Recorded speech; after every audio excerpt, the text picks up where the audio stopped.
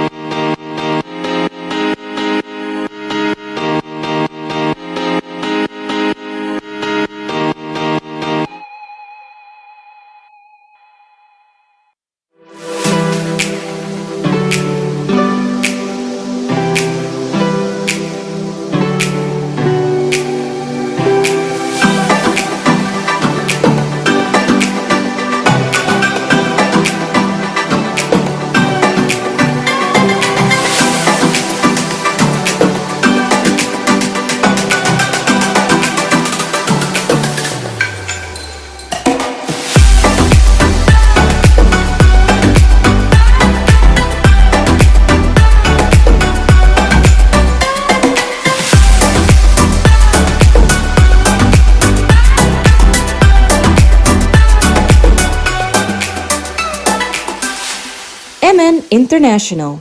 Value for money.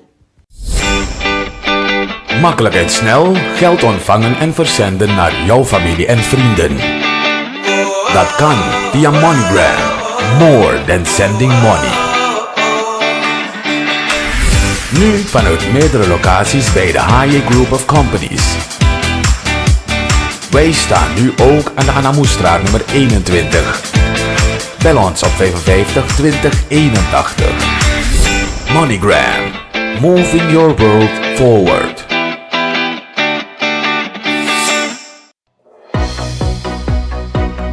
Met onze nieuwe mobiele service maken wij van Parsasco het nog makkelijker voor een ieder.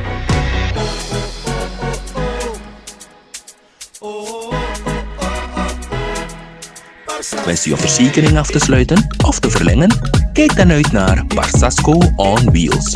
Wij komen naar u toe. Bij Parsasco on Wheels kunt u met de pinpas, contant of via internetbanking betalen. Volg ons op social media om op de hoogte te zijn van de locatie en het tijdstip waarop wij in uw buurt zullen zijn. Parsasco. Voor zekerheid. Parsasco. Altijd. Hi, zoveel vaat. Maar vind het altijd prettig om de afwas te doen. Met de nieuwste en beste zeep van Suriname. Rush. De handige flessen in 1 en 2 liter. Met 1 topdruk en de juiste hoeveelheid aan zeep. Geweldige lemon aroma. Schuimt prima. Haalt alle vuil zo makkelijk weg. Zonder moeite. Bovendien verwijdert het ook vet. Disinfecteert en is super voordelig. Rush afwasmiddel maakt al mijn vaat zo glanzend schoon en mijn borden die blijven wit. Het is vooral onze eigen Sranang product. Rush heeft niet alleen afwasmiddel, maar ook vloeibare wasmiddel. Het zorgt voor schone kleding, ze blijven zacht en heeft een fantastische geur. Kies kwaliteit en Surinaams. Kies Rush. Een product van Roshaya & V. Verkrijgbaar in alle goed gesorteerde supermarkten. Check ons op Facebook.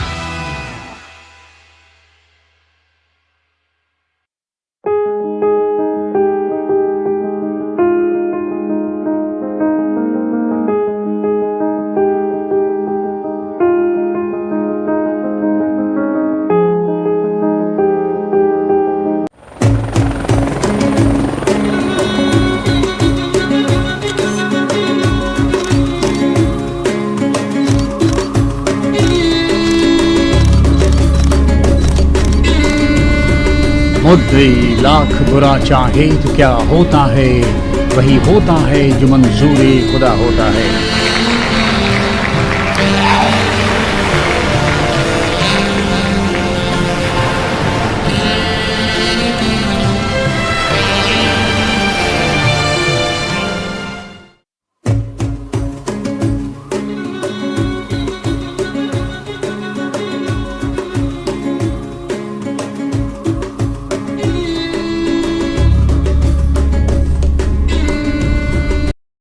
Dames en heren luisteraars, van harte goedemorgen.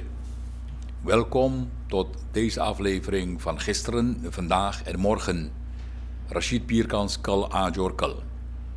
Dit is de aflevering voor zaterdag 11 november 2023. Kal Ajor Kal wordt live uitgezonden vanuit Paramaribo, Suriname en is nu te beluisteren live via de RBN radiofrequenties RP de Hot One 89.7 FM. Deze uitzending zit ook op Acme Radio 91.3 FM.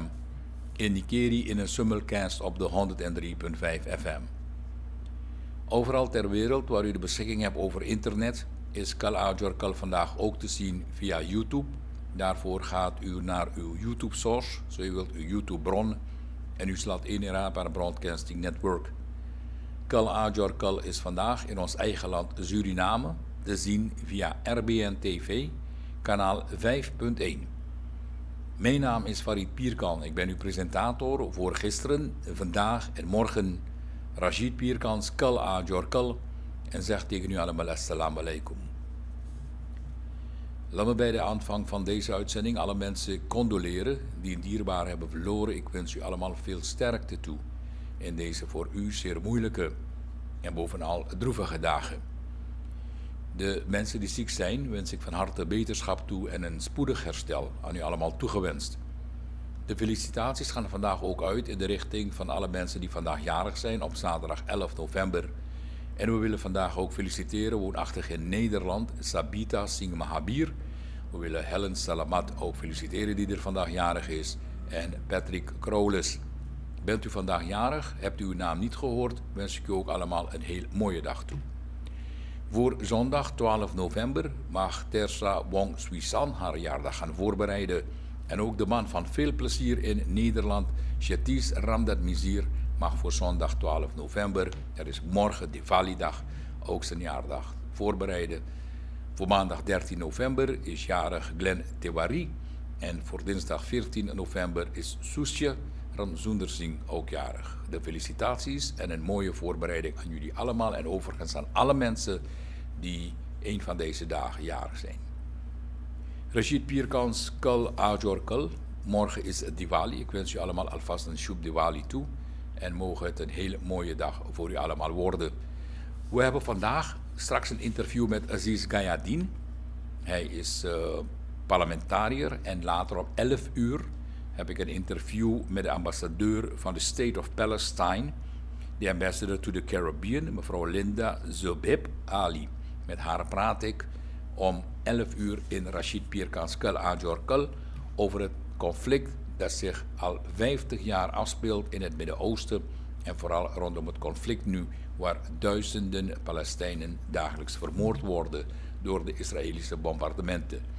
Met haar praten we om 11 uur in Rashid Pierkans Kal Ajor Kal. Vermeldenswaard is dat het interview die u gaat zien om 11 uur woensdag jongstleden opgenomen is geworden. Laat me ook vandaag feliciteren mensen die 50 jaar zijn getrouwd. Ik wil alvast feliciteren de heer Pirtiraj Suman en mevrouw Ani Chandrawati Huba. En ze zijn van Saramaka-polder en vrijdag 3 november jongstleden mochten ze 50 jaar gouden huwelijk vieren. Ik feliciteer ze alsnog en wens ze allemaal heel goede gezondheid toe. Ik moet ook feliciteren 50 jaar huwelijk, zaterdag 4 november. Een gouden huwelijk is dat geweest in het district Komwijne. Is Rajkumar Birtanti en mevrouw Subhagwati Birtanti. Ook onze felicitaties alsnog in verband met 50 jaar huwelijk en mogen anderen ook een goed voorbeeld hiervan gaan nemen. Ook de felicitaties gaan in de richting van Bizwani Taloen. Die mocht ook onlangs 50 jaar huwelijk vieren. En ze zijn van het district Saramaka. Ik hoop dat ze allemaal een plezierige dag hebben gehad. Aan de hand van de foto's lijkt het er wel zeker op dat ze een hele mooie dag hebben gehad. Dit is Kala Jorkel. We doen het live vanuit Paramaribo, Suriname. Straks praten we met Assis Gayadin. En we gaan met hem praten een beetje over Diwali. En we praten later om 11 uur praat ik met de ambassadeur van de State of Palestine. Dat is mevrouw Linda Zubeh Ali. En ze is de ambassador of the State of Palestine voor de Caribbean. Ik wil ook feliciteren Rajan Benimado. Hij is dit in verband met Savannah Rally. Hij is daarvoor de winnaar geworden, tezamen met Vijay Hardwar Singh. En ze wonnen de 45ste editie van de Savannah Rally 2023. Ik dacht dat we foto's daarvan hebben. Hopelijk komen die alsnog in beeld. De Savannah Rally 2023 vond afgelopen weekend plaats. Van vrijdag 3 november tot en met maandag 6 november. En in verband met de 45ste editie heeft men dit jaar 4 dagen gereden in plaats van 3 dagen. Meer dan 55 teams namen deel aan deze Savannah Rally. In de hoofdklasse toppositie kwam in de toppositie wonnen Jane Harkison en Lloyd Shin-Kon-Sing. Zij veroverden de eervolle tweede plaats. Zij kregen de eervolle tweede plaats. De winnaars in de B-klasse waren Sherin Neyman en Milad Elias. De winnaars in de stadsklasse waren Alan Ronocario en Ashwin Ratan. In elk geval, de 45ste editie van de Savannah Rally werd gewonnen door Ryan Benimadu en Vijay Hardwar Singh. Onze felicitaties. Er vond ook een prijsuitreiking plaats van Witrus Ranang, jeugdschrijfwedstrijd 2023. Daar hebben we ook een leuke foto van, zodat u dat ook in beeld kunt zien van de mensen. Op zaterdag 4 november vond de feestelijke uitreiking plaats van de Witrus Ranang, jeugdschrijfwedstrijd 2023 van de stichting Witrus Ranang. De mensen moesten een korte essay schrijven met als titel: waarom zijn waarden en normen belangrijk om ons te verbinden als Surinamers? En de winnaars hiervan dit jaar in de categorie 13 tot 17 jaar waren Legenda Kadosu en de tweede plaats ging naar Jurmeel Surodikromo, en de derde naar Ishan Badal. En in de categorie 18 tot 25 jaar waren dat Abigail Kassanwi en Shirin Martodrono en Anjali Nageser. Onze felicitaties ook aan al deze mensen. Dit is Kal Ajorkel vanuit Paramaribo, Suriname. Ik groet ook alle mensen die nu luisteren in de auto via de radiofrequenties. En hopelijk hebt u allemaal ook een zeer plezierige dag. Dit is Rashid Pierkans, Kal Ajorkel. Meneer Assis Gayadin, hoort u mij? Ja, goedemorgen luisteraars, goedemorgen Farid. Ja, goedemorgen Assis. Jij bent ook parlementariër, je bent fractieleider van de VHP.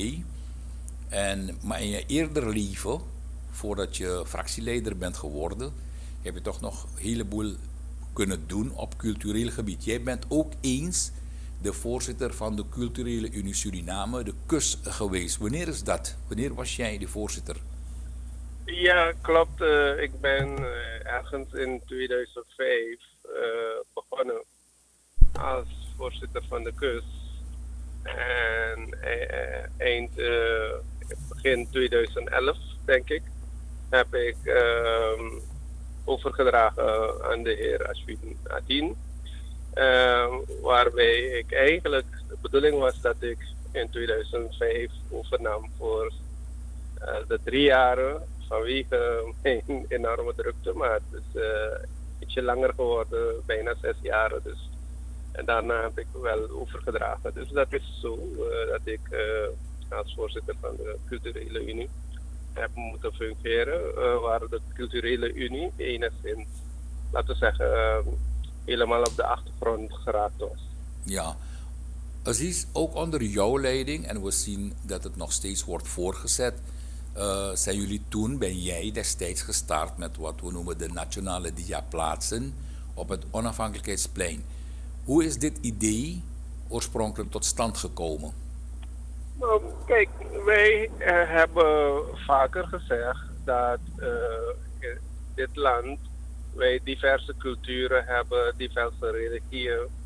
En het is zo dat wij vaak niet genoegzaam kunnen of wensen te benadrukken die elementen die de culturen, dan wel de religieën in zich herbergen, om dat beter tot uiting te brengen. En een van de zaken was, we zagen wel een enorme, laten we zeggen, groei van participatie aan Diwali-activiteiten door diverse, ook niet-Hindoes, vanwege het feit dat men eigenlijk de essentie van het aanmaken van licht begreep en ook mee participeerde.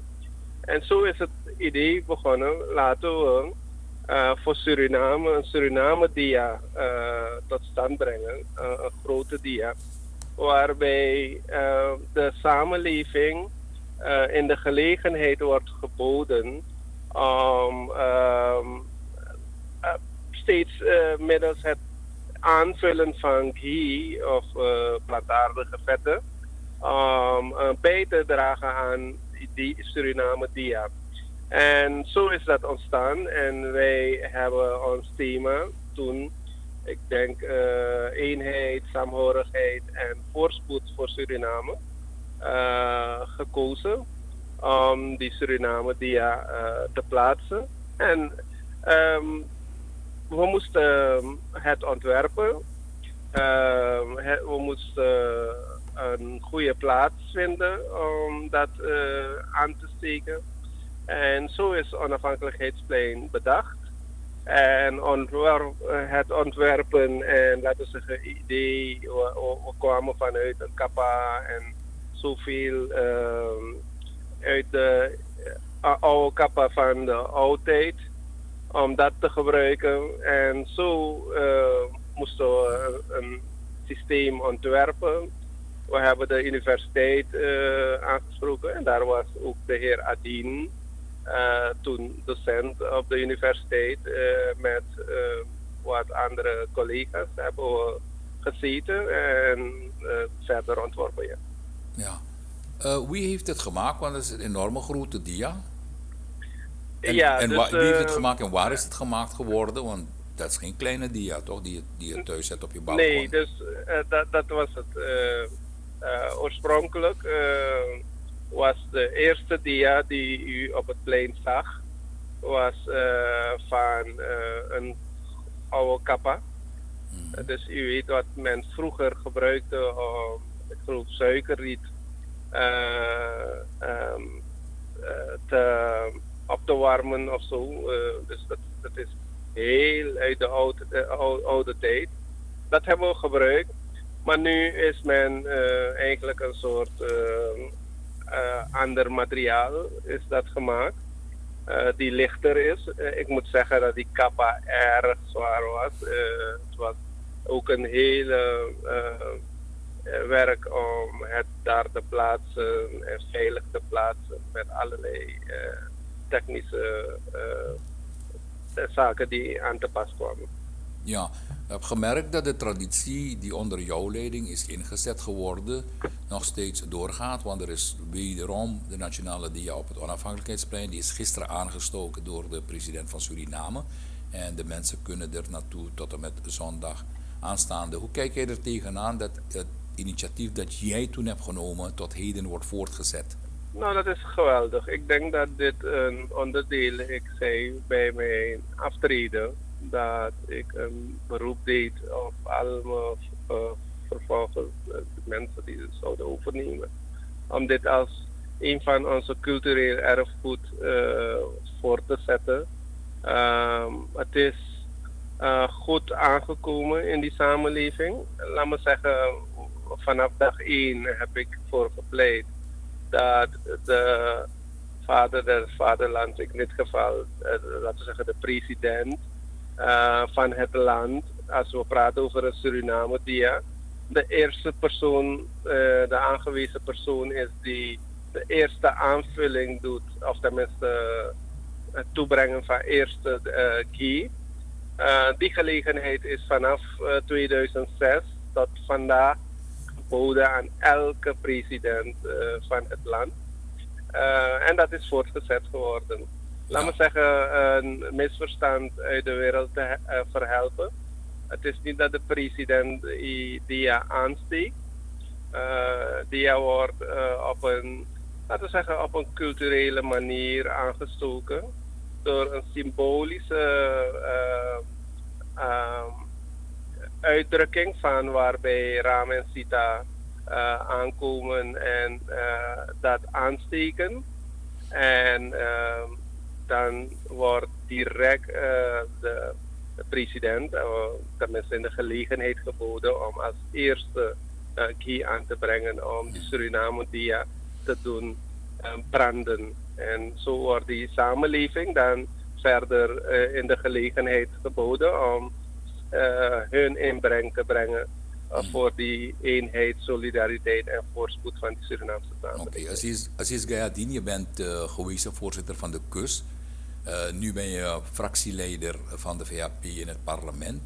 We hebben ook een ex-voorzitter van de KUS gezien die later ook nog vicepresident is geworden. Dat is Ashwin Adin. Wat ligt er voor jou nog in vooruitschiet in de toekomst?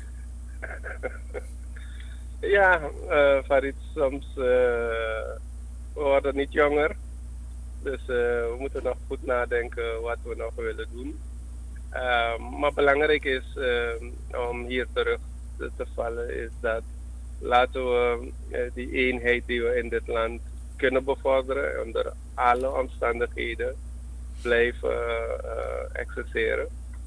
En als elke activiteit dat kan bijdragen daartoe, en waar ik ook een bijdrage aan kan leveren, of het nu is vanuit het parlement of vanuit een andere functie, zal ik blijven doen. Aziz Gayadin, mag ik je bedanken voor je bijdrage in Rashid Birkans Kalajarkul en ik wens je ook een Shub Diwali toe. Ja, nog bedankt en natuurlijk die hele samenleving wensen Shub Diwali toe en laat mogen de Almachtige al het beste voor u allen uitzetten. Dankjewel. Dat was Aziz Gayadin. Hij is gewezen voorzitter van de KUS. En onder zijn leiding is men toen gestart met die grote dia, die u tot heden traditioneel tijdens Diwali ook kunt zien en meemaken op het Onafhankelijkheidsplein. De grote nationale dia is er vanaf gisteren en het is er tot morgen 12 november, de dag van Diwali. Lions Club Parwani heeft ook een Diwali-activiteit gehad. En de club mocht gebruik maken van de tuin van het presidentieel paleis, waarbij ruim 700 kinderen en senior burgers, daar hebben we ook wat foto's van denk ik, 700 kinderen en senior burgers werden verwelkomd gistermiddag. En ze kregen allemaal een maaltijd. Ze kregen ook nog versnaperingen, andere versnaperingen. Er was ook nog entertainment. De president van Suriname, Chan Santokhi, was er ook bij. Mevrouw Santokhi was er ook bij. Er waren ook vertegenwoordigers van ambassades, onder andere de Nederlandse, Indiaanse en de Amerikaanse ambassadeur, die waren er ook aanwezig. Het was een goed georganiseerd festiviteit gisteren. Alles liep heel erg vlot. 700 kinderen en seniorburgers begeleiden. Dat vergt veel logistiek werk en Lions Club Parwani heeft heel goed werk verzet. Alles is heel vlot verlopen. Ik was er zelf ook bij, dus vandaar dat ik daar een beetje erover kan vertellen. En de mensen hebben een heel leuke, plezierige dag gehad. En we hopen dat we het volgend jaar weer kunnen doen.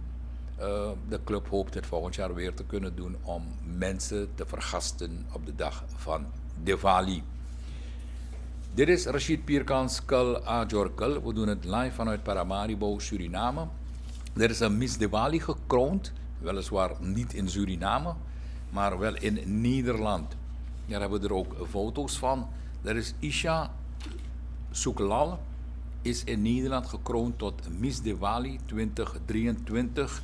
En dit evenement vond plaats op zaterdag 4 november. In Nederland vond het plaats. 7 dames hebben daaraan geparticipeerd en er is 1 winnares eruit gekomen. Onze felicitaties ook aan deze groep. Gisteren vond een onthulling plaats van een borstbeeld van de heer Jan Adin. En is onthuld geworden in het centrum van Paramaribo. Meester, doctorandus Jan Adin, de Surinaams rechtsgeleerde, econoom, filosoof, taalkundige en schrijver, is vereeuwigd met een borstbeeld aan de Dr. Suviret-Monstraat in het centrum van Paramaribo. Adin was statenlid en 3-maal minister. Hij werd geboren op 24 januari 1927 en overleed op 16 januari 2002. Bij de onthulling van het borstbeeld was naast president Santokhi een groot deel van de familie aanwezig, onder andere de zoon Rakesh Adin. Slechts met enkele korte onderbrekingen was Adin van 1963 tot 1980 namens de VHP lid van de Staten van Suriname, het parlement toen. Hij was directeur van het bureau Volkslectuur en het taalbureau, onderwijsinspecteur en minister van Justitie en Politie. Hij was daarnaast ook tijdelijk de minister van Onderwijs en Volksontwikkeling. En na 1980 was Adin regeringsadviseur in algemene dienst. Hij overleed op 2002 op 74-jarige leeftijd in Leiden. Na het overlijden van Jagannath Lakshman was hij tussen 19 oktober 2001 en 23 december 2001 waarnemend voorzitter van de VHP. U kunt het borstbeeld bezichtigen, het gaat er altijd daar zijn. Het is aan de Dr. Suviret-Monstraat voor uw oriëntatie. Is in de omgeving van waar Surinaams regeringsgebouw momenteel staat. Meneer Adin heb ik ook gekend. En zo ook vele andere mensen. En steeds als hij mij zag, maakte hij één standaard opmerking tegen mij. Want hij vond dat ik ook zanger moest worden. En ik vroeg hem van altijd, ja maar waarom moet ik nog zanger worden? Hij vond dat ik een omroeperstem had en ik die kwaliteiten moest gebruiken om zanger te worden. En ook maakte hij de opmerking vanwege het feit dat het hoogwaarschijnlijk in mijn bloed zit, want mijn grootvader Noor Pierkan was ook een zanger. Jammer genoeg ben ik die zanger niet geworden. Dit is Kal Ajorkal, Paramaribo, Suriname. Rond 11 uur heb ik een interview met de ambassadrice van de State of Palestine. Suriname heeft de staat Palestina erkend. En met haar ga ik praten over de situatie in het Midden-Oosten, wat er nu gebeurt in Gaza. De Surinaamse medische zending heeft een alarmklok geluid vanwege lage waterstand in de rivieren. De medische zending heeft de alarmklok geluid voor wat betreft de beschikbaarheid en toegankelijkheid van medische zorg in het binnenland vanwege de aanhoudende droogte in de waterstand in de rivieren en kreken. Extreem laag is de waterstand nu momenteel. En door die lage waterstand kunnen ze de gebieden niet optimaal voorzien van voeding en al dan niet de medische voorziening. Het personeel raakt verstoken van drinkwater en voeding. Verder is er een ander probleem, dat is vanwege de schaarste aan regenwater is de behoefte aan drinkwater nog nijpender en de druk op het huishouden van de polymedewerkers is enorm. En dat komt gewoon vanwege het feit dat er een zeer lage waterstand is. De afgelopen dagen hebt u dat ook wel gemerkt. De gezamenlijke organisaties die zich noemen de gezamenlijke vakbonden, die hebben een petitie aangeboden aan de voorzitter van de Nationale Assemblée, Marinus Bij. En daarna hebben ze diezelfde petitie aangeboden aan het kabinet van de president, waarin ze vragen dat de regering onherroepelijk de aangepaste BTW-wet, waarin er BTW wordt geheven op nutsvoorzieningen en ook op benzine, dat de regering die onmiddellijk stopzet. Verder vragen ze ook dat de belastingschijven op een aanvaardbaar niveau worden gebracht. Door het aanbieden van de petitie hebben ze ook medegedeeld dat ze de regering de ruimte geven om invulling te geven aan hun verzoek. De regering heeft terstond ook gereageerd door een werkgroep te installeren om in goed overleg met de vakbonden tot een modaliteit te komen. En uiteraard gaat het om geldzaken. En wanneer geldzaken ter sprake komen, dan zit de minister van Financiën er ook altijd bij. Want hij moet nou gaan zeggen van, is er geld, is er geen geld? Zo ja, waar kunnen we eventueel schuiven om te kunnen voldoen aan de wensen van die gezamenlijke vakbonden. Intussen heeft de Centrale Landsinaarenorganisatie, de CLO, onder leiding van Michael Miskin, ook toestemming verleend aan haar lidbonden, zover zij dat wensen, te participeren aan, als er nog acties komen van de gezamenlijke vakbonden. Kaak, bij de aanvang van deze uitzending heb ik overgeslagen u de internationale olieprijs door te geven. $77,34 voor een vat olie, dat gaat omlaag. En een van de redenen waarom het omlaag gaat, is dat omdat de wereldproductie ook gezakt is. Als je een daling krijgt van wereldproducties, dat betekent niet om rond te rijden, maar zijn meer voor de fabrieken, zijn meer voor de gigantische grote transportsectoren. En als dat begint af te nemen, koopt men ook relatief minder olie. En er is sprake van afname in de wereldproductie. De goudprijs noteert $1900, 37,98. En de euro op de dollar noteert 1,06. We doen het nog steeds live vanuit Paramaribo, Suriname. Oh ja, by the way, we gaan de telefoonlijnen voor u opengooien. Zager ik me niet herinnerd. Zodat u ook kunt inbellen. Ik krijg het telefoonnummer in beeld. Dat is 532-037. Mijn verontschuldiging daarvoor dat ik u niet eerder dat in beeld voor u heb gebracht. Maar wens u te participeren in Kaak. Bent u allemaal van harte welkom. U kent de rules and regulations. Het is heel erg simpel. Hè? U mag uw maatschappelijke mening met ons delen. Beledigt u geen mensen. U moet gewoon niet doen wat u niet wenst dat iemand tegen u doet. En dan is alles heel normaal in deze uitzending. Het nummer is 532-037, zover u iets wenst te berichten aan ons. Oké, verder gebeurt er niet zoveel in ons land. Men kijkt uit nu momenteel naar wat het resultaat zal zijn van de regering. Iedereen kijkt ernaar, de vakbonden die bij elkaar zijn gekomen, ze noemen zichzelf de gezamenlijke vakbonden. Daar heeft er een poos voor geduurd bij hun om tot die mobilisatie te komen. En die mobilisatie moest op gang komen door eerst de kopstukken van diverse vakbonden bijeen te kunnen krijgen, zodat ze op één lijn konden gaan zitten. En men is de mening toegedaan dat men op één lijn zit. U bent in de uitzending. Goedemorgen. Assalamu alaikum wa rahmatullahi wa barakatuh, Farid. Ja, walaikum salam.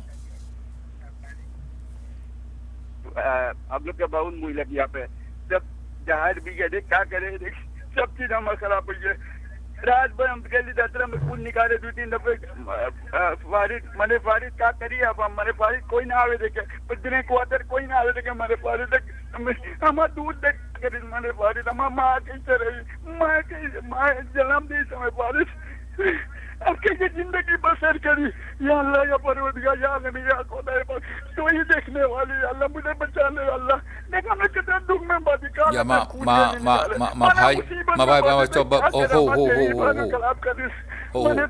हाँ तू कहाँ से बेल करे है?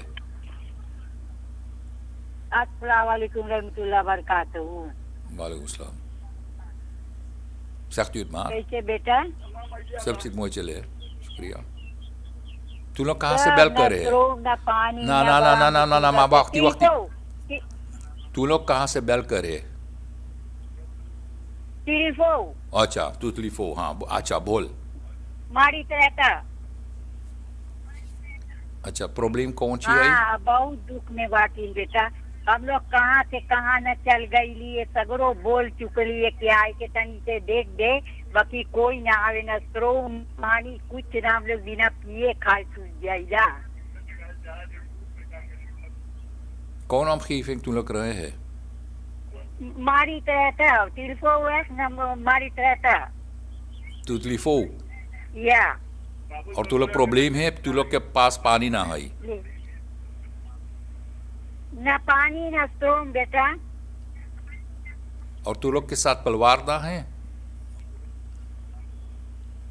कोई ना मदद करे सब वही रकम के है के देखे बेटा ये को बेटवा है वही साथ है बा बहुत दुख में हम लोग बाकी काल गईली हम लोग बेटा बेखून निकलो आईली गईली प्रेसिडेंट के वहाँ जहाँ पे वो और सगरो जाए चुकड़ी बेटा माँ हेलक बोले आई आई आई कोई ना आई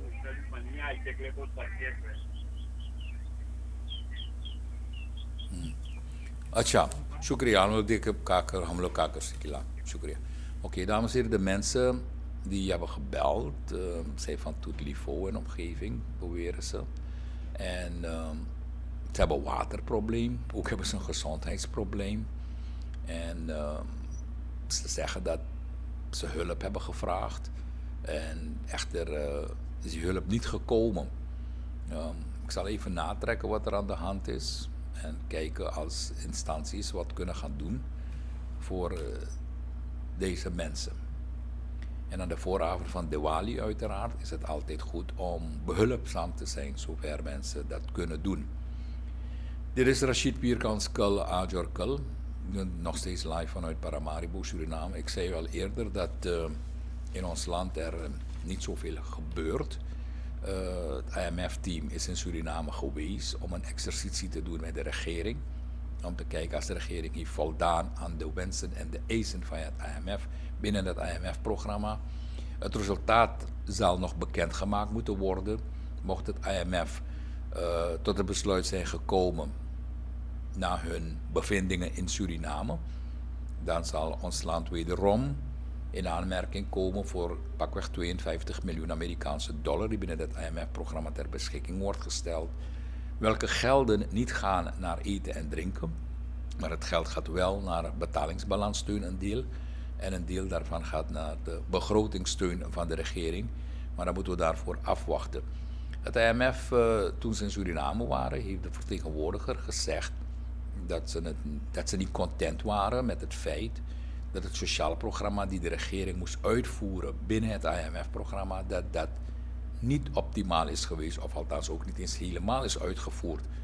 En dat zorgt ervoor dat er schokken komen in die samenleving, want wanneer je die druk op die samenleving zet, dan moet je een sociaal vangnet hebben. Een vangnet betekent dat je mensen tegemoet moet komen die het nodig hebben. En die sociaal vangnet, daar schort het aan en dat is niet goed van de grond gekomen, of zelf niet eens van de grond is gekomen. We hebben de president het vaker horen zeggen dat het niet van de grond komt. En dat ligt bij het ministerie van Sociale Zaken die het moet gaan uitvoeren. Waarin het precies schort dat het niet van de grond komt. Ik vind van als men merkt dat iets niet werkt, dan moet men ingrijpen en daar waar nodig ook mensen bijvoegen in een team die het wel kunnen. Dat is één. Ten tweede moet het ook duidelijk zijn, als we praten van sociaal vangnet, is dat geld er wel. Want dat geld kan er zijn op papier. Dat geld kan er zijn bij een instelling, maar dat geld is nog niet actueel in het bezit van het land Suriname om het uit te kunnen voeren. Dus deze dingen moeten duidelijk zijn, want er wordt vaak gezegd, ja, er is geld, de IDB, de World Bank, noem maar, de hele wereld heeft wat geld voor het sociaal vangnet. Ja, waar ligt het? Ligt het nog bij hun? Is het al bij ons? En waarom is het niet uitgevoerd? En dat hebben we al een beetje te lang gehoord. En daar krijg je dat die gemeenschap relatief meer pijn voelt. Bij de uitvoer van het structureel aanpassingsprogramma tijdens de regering Venetiaan hebben ze ook aanpassingen gepleegd. Voor zij die iets wat ouder zijn weten dat ook al. Maar tegelijkertijd hebben ze simultaan een sociaal vangnetprogramma uitgevoerd. Waarbij zij die het hardst worden getroffen. Iedereen wordt getroffen overigens, maar je hebt ze dan in niveaus. Maar zij die het hardst worden getroffen dan automatisch in aanmerking konden komen voor een x-bedrag. En Daar schort het hier nog aan. Het is vaker gezegd. Ik vind als je toch weet wat het probleem is, dan moet je het probleem niet blijven herhalen, want daar hebben we geen boodschap meer aan. Daar heeft de bevolking geen boodschap aan. Het boeit hun overigens ook niet meer. Maar dan stelt men ook maar de vraag, maar waarom grijp je nou eigenlijk niet in?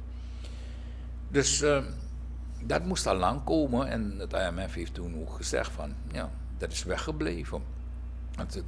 Het is een beetje heel onduidelijk, ook voor mij. Je kunt misschien gaan vragen, ja, om ook andere dingen te doen. Is dat geld er actueel wel? Of is het op papier? Is het nog bij die instellingen die het moeten geven? Is het er eens bij het ministerie van Financiën? Is het er eens doorgeschoven naar het ministerie van Sociale Zaken? Als het bij Sociale Zaken al een post ligt, waarom kan Sociale Zaken die machine niet op gang brengen of whatever? Die dingen er komen berichten, die berichten zijn met zoveel woorden, dat je in de woestijn van woorden verdwaalt van waar is nou eigenlijk die boodschap? Heel simpel, amonide, PAD, FAD. Niet moeilijk. Dit is Kal Ajorkal, dus ik zei het al, gebeurt niet zoveel in ons land. Een beetje stilstand in ons land. Het bedrijfsleven, Surinaams bedrijfsleven en de bankiersvereniging hebben vorige week ook een zachte oproep gedaan dat in geval de vakorganisaties in acties gaan. Ze verwachten dat het op een vreedzame manier gebeurt. Een van de redenen waarom iedereen angstig is omdat we in februari, was dat dit jaar nog? Ja, in februari hebben we protestacties gehad in ons land en we hebben gezien dat het uitgemond is in enorme baldadigheden. En de baldadigheden hebben geleid tot ongekende vernielingen in ons land. Dat zag ik in februari. Dus het bedrijfsleven is uiteraard ook dan automatisch angstig of dit zich weer gaat herhalen wat in februari is gebeurd. Ze zegt weliswaar ook dat ze niet aan het recht komt van actie voeren, van haar vakbondsrechten, maar ze zegt laat het dan wel op een zeer ordelijke manier gebeuren. Bij het indienen van de petitie door een groep van de gezamenlijke vakorganisaties mogen wel gezegd worden dat het op een heel correcte manier heeft plaatsgevonden. Dus in geval men denkt, ik weet niet of dat gaat gebeuren, je mag alles doen wat je wilt doen. Je mag voor alle rechten opkomen waarvan je denkt dat je de rechten voor hebt. Maar hou het correct. Zodat mensen, kinderen die ook kijken naar jouw gedrag, welk gedrag een positieve uitstraling moet hebben. In de zin van zo kunnen we het ook vragen op een correcte en nette manier. De indiening is netjes geweest. Dus mocht er ooit een vervolg komen wat we niet weten, dan laat het netjes blijven. Zorg ervoor dat men een voorbeeld voor is. Men moet ook vaak genoeg letten op hun woordkeuzes. We weten dat in die hele spanning mensen uit de vuist praten. Sommige mensen zijn tactvol, maar dan heb je ook anderen die minder tactvol zijn. En bij verkeerde bewoordingen, dan komt dat verkeerd over, niet bij de regering. Want de regering is professioneel genoeg om slagen te incasseren. Maar verkeerde, incorrecte bewoordingen komen bij mensen die dat niet goed kunnen verbinden aan elkaar, komt dat verkeerd over. Het kan overkomen als te zijn vreedzaam, maar het kan ook overkomen als ze zijn zeer agressief. Dus wanneer men sprekers toelaat, en iedereen denkt dat je een microfoon hebt, dat je kan babbelen, ja, babbel, maar kies de bewoordingen op een zeer correcte manier. Dit is Kalajor Kalnikeri, heeft nog steeds te kampen met muskieten. Destijds was het enorm. BOG heeft dan in verschillende gebieden in Nikeri spuitwerkzaamheden ondernomen om die muskietenplaag tegen te gaan. Maar het blijkt dat er nog steeds mensen last hebben van die muskietenplaag. Hoe het komt dat het er nog steeds is, daar hopen we informatie te kunnen krijgen van de districtscommissaris, ook niet van het Bureau van Openbare Gezondheid Suriname. Kal Ajorkal, we doen het live vanuit Paramaribo, Suriname. Ik kan u alvast wat algemene info geven internationaal, maar daar kom ik straks op terug. Laten we de bellen de gelegenheid geven. U bent in de uitzending. Goeiedag. Dag meneer Joy. Ik wil even over grondconversie, heb ik een vraag.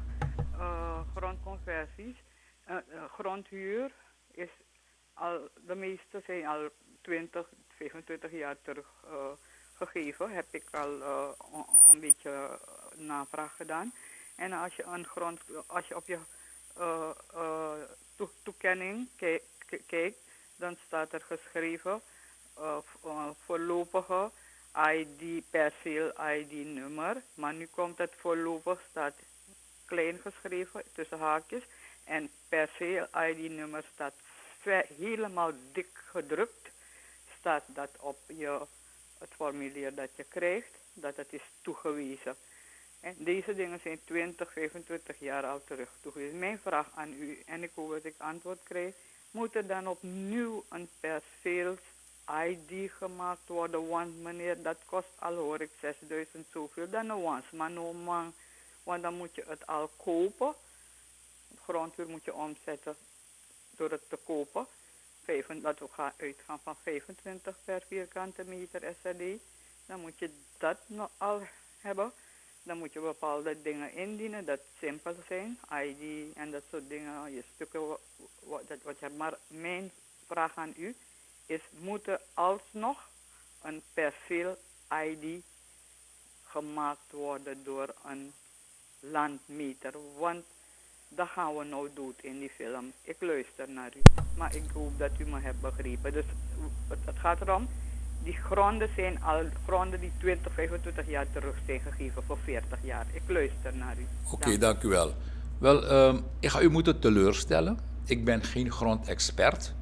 Oké, dus ik kan u geen antwoord geven op uw vraagstelling. Wat ik wel wil gaan doen, vooral hoe grondconversie nu zeer actueel is en mensen een heleboel vragen hebben, ga ik kijken of ik een grondexpert, iemand die meer kennis heeft of iemand die veel kennis heeft hierover, te krijgen in deze uitzending, zodat u als burger die gebruik wenst te maken van die grondconversieregeling al uw vragen kunt deponeren. Ik kan u jammer genoeg niet antwoorden, want ik wil u geen half of incorrect antwoord geven. Dus ik vraag u geduld. Ik kijk als ik deze week nog iemand kan krijgen in deze uitzending, dan laten we dat open voor alle mensen om hun vragen op een correcte manier te deponeren hier. Maar vooralsnog heb ik geen antwoord voor u. Dit is Kal Ajor. Live vanuit Paramaribo, Suriname. Om 11 uur, rond 11 uur, dan heb ik een interview die ik woensdag jongstleden heb opgenomen met de ambassadrice van de State of Palestine. U weet, Suriname heeft de staat Palestina in 2011 erkend tot en met de grenzen van 1967. U weet dat het gebied bezet wordt gehouden door de staat Israël, ondanks het feit dat de Verenigde Naties, VN-resoluties destijds heeft uitgevaardigd dat ze dat gebied vrij moeten geven, heeft Israël dat tot heden niet gedaan. Het Palestijns gebied wordt al langer dan 50 jaar bezet gehouden. Het begon allemaal grotere vormen aan te nemen na de Tweede Wereldoorlog, toen de Israëlieten de mening waren toegedaan dat ze een eigen staat moesten hebben en ze allemaal in delen zich optrokken naar wat vandaag de staat Israël is. En ze kregen die erkenning in 1948 door de Verenigde Naties. En doordat ze naar dat gebied optrokken, hebben ze toen in die tijd, dan moet u zich verplaatsen in die tijd, hebben ze de mensen die daar woonden, dat waren Palestijnen. Palestijnen zijn niet per se alleen moslims, zijn ook christenen, zijn ook Joodse Palestijnen zijn er. Want Palestijnen is een volk op zichzelf. Hebben ze grote delen van het volk die daar woonachtig was, hebben ze in principe weggejaagd uit dat gebied en hebben ze dat gebied ingenomen en vanaf dat moment is het bezet gebied. Dus dan moet u nagaan dat de mensen al langer dan 50 jaar onder een bezetting leven.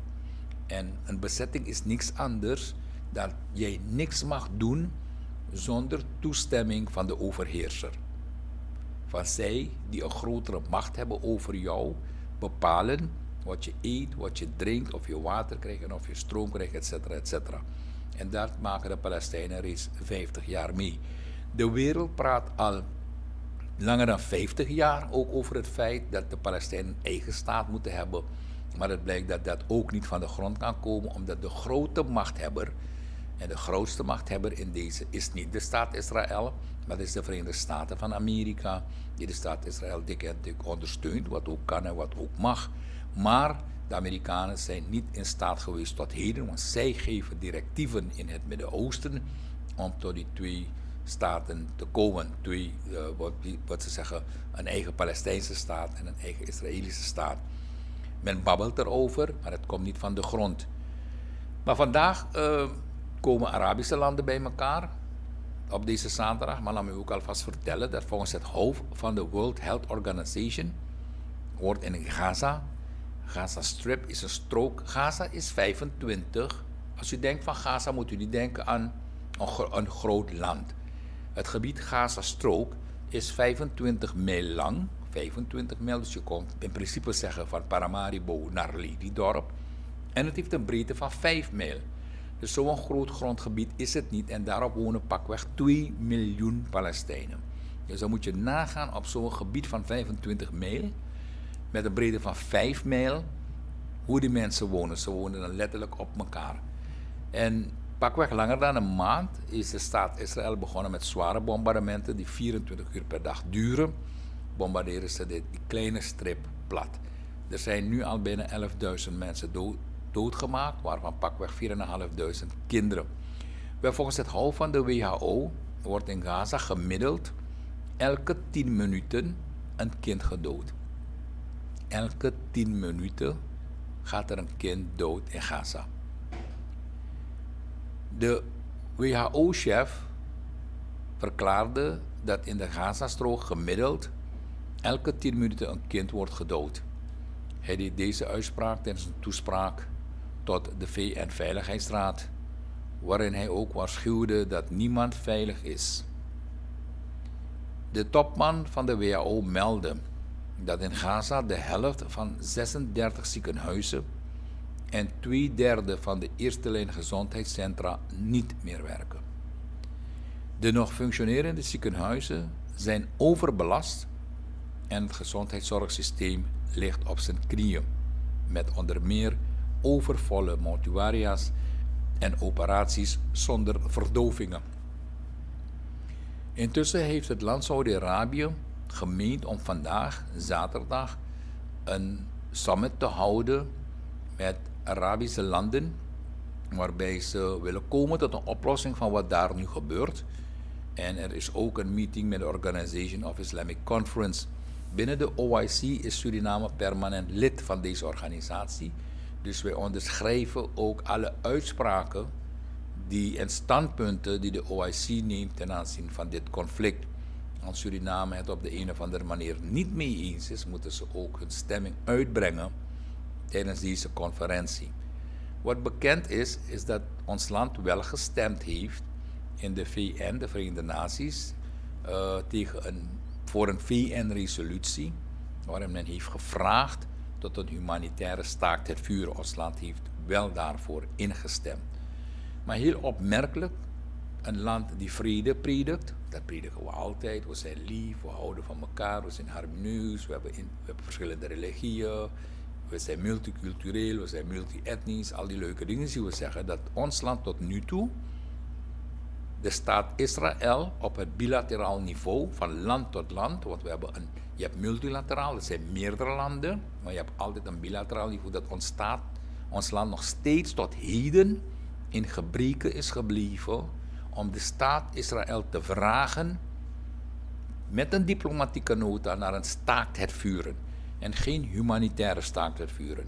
En tot nu toe heeft ons land dat niet gedaan, wat betekent dat wij als vreedzaam land wat we zijn, en dat blijven we zijn het gezicht naar de wereld toe, dat wij, laat me niet zeggen wij, de regering, want dat is de regeringsverantwoordelijkheid, is niet het volksverantwoordelijkheid, dat alle doden die vallen, iedere dag dat jij als regering geen staakt het vuren vraagt, let wel, geen humanitaire staakt het vuren, maar een staakt het vuren vraagt op bilateraal niveau, dat je de verantwoordelijkheid van die doden ook op je schouders draagt.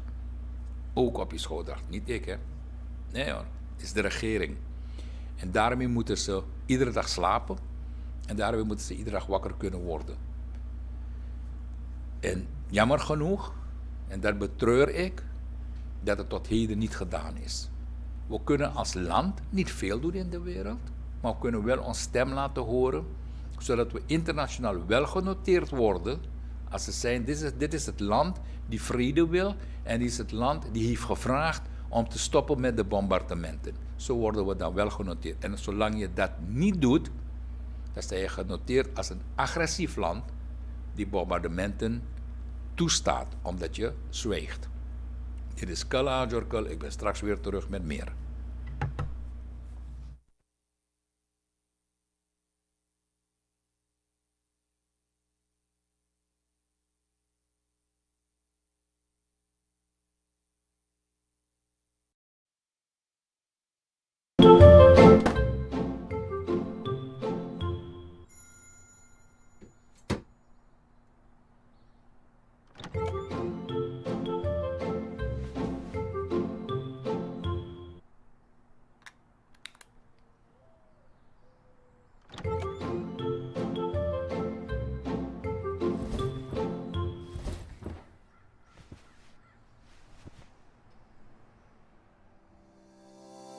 Welkom bij Furniture Sick, waar wij hoogwaardige merken en producten hebben voor uw huis. Bent u op zoek naar een nieuwe tv? Die hebben wij in verschillende groottes. Om voor de tv te zitten, heeft u natuurlijk een sofa nodig.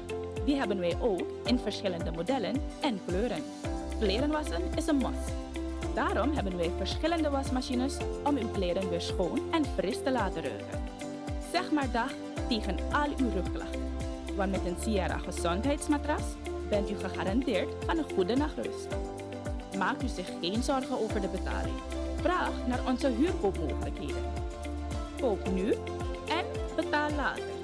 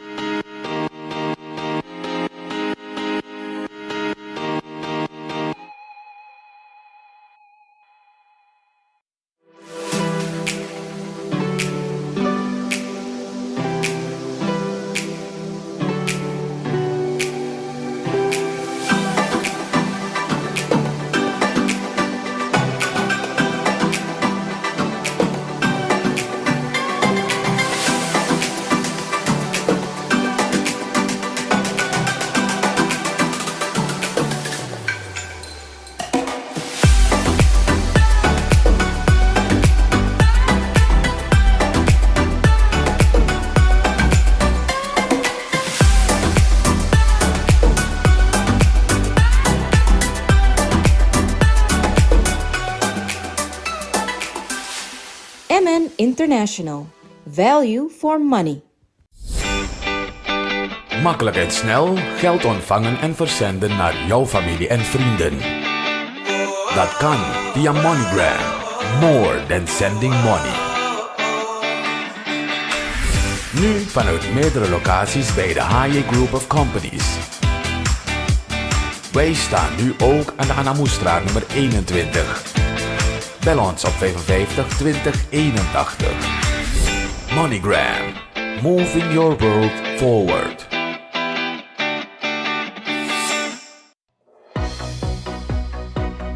Met onze nieuwe mobiele service maken wij van Pasasco het nog makkelijker voor een ieder.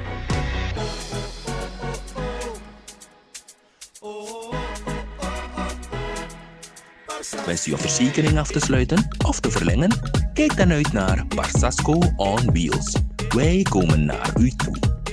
Bij Pasasco on Wheels kunt u met de pinpas, contant of via internetbanking betalen. Volg ons op social media om op de hoogte te zijn van de locatie en het tijdstip waarop wij in uw buurt zullen zijn. Pasasco. Voor zekerheid. Pasasco. Altijd.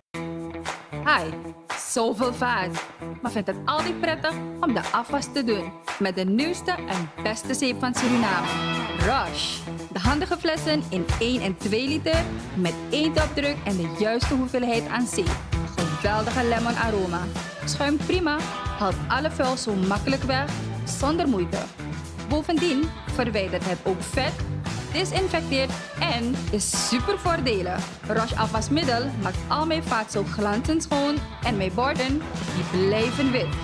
Het is vooral onze eigen Sranang product. Roche heeft niet alleen afwasmiddel, maar ook vloeibare wasmiddel. Het zorgt voor schone kleding, ze blijven zacht en heeft een fantastische geur. Kies kwaliteit en Surinaams. Kies Roche. Een product van Roshaya NV. Verkrijgbaar in alle goed gesorteerde supermarkten. Check ons op Facebook.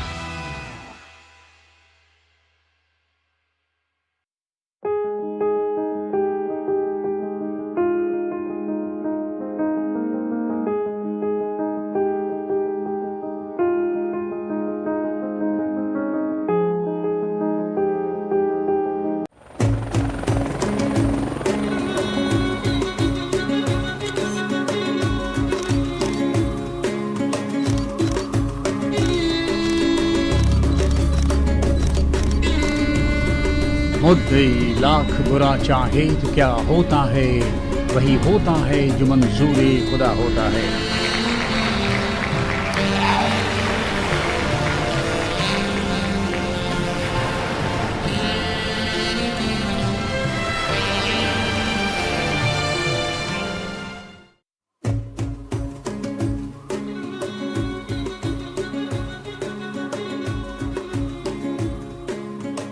Dames en heren luisteraars, welkom terug tot gisteren, vandaag en morgen.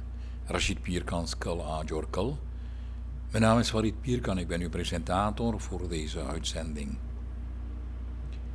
Vandaag wordt er in het Midden-Oosten, dan wel in Saudi-Arabië, een buitengewoon gezamenlijke islamitische Arabische top georganiseerd door het land Saudi-Arabië. Saudi-Arabië is vandaag de gastheer en de bedoeling van deze top is dat men komt tot een oplossing voor het conflict die zich nu momenteel voordoet in de Gaza, het bezet gebied Gaza door de staat Israël. Wat de uitkomst hiervan zal zijn, moeten we afwachten. Het Koninkrijk gaat vandaag ook 2 buitengewone topconferenties houden. De top van de Organisatie van Islamitische Samenwerking en de top van de Arabische Liga. De gezamenlijke top zal de 2 afzonderlijke bijeenkomsten vervangen, aldus het ministerie van Saudi-Arabië. De mensen vragen zich in de wereld af waarom die Arabs niet inkomen. Dit alles en nog meer gaat u horen zo meteen in een interview, waarnaar u kunt gaan kijken en gaan luisteren, die ik heb gemaakt met de ambassadrice van de Palestijnse staat. Haar naam is Linda Zobeb Ali. En het is een interview die ik woensdag jongstleden heb gemaakt, dus de afgelopen 3 dagen of 2 dagen. Voor het interview moet u rekening houden dat misschien wat data's gewijzigd zullen zijn, waarbij wij toen het opnamen er ruim 10.000 doden waren. Nu is er sprake van 11.000 doden.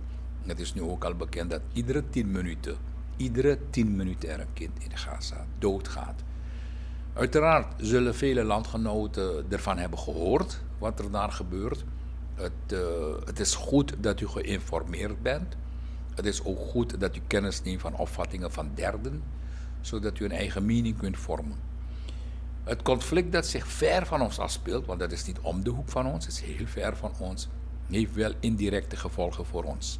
En al deze gevolgen voor ons heb ik u al eerder verteld in Kal Ajor Kal, maar ik ga er nader in gaan de komende week in deze afleveringen van Kal Ajor Kal, welke gevolgen het zal hebben voor ons als onderdeel van de wereld, als onderdeel van de wereld.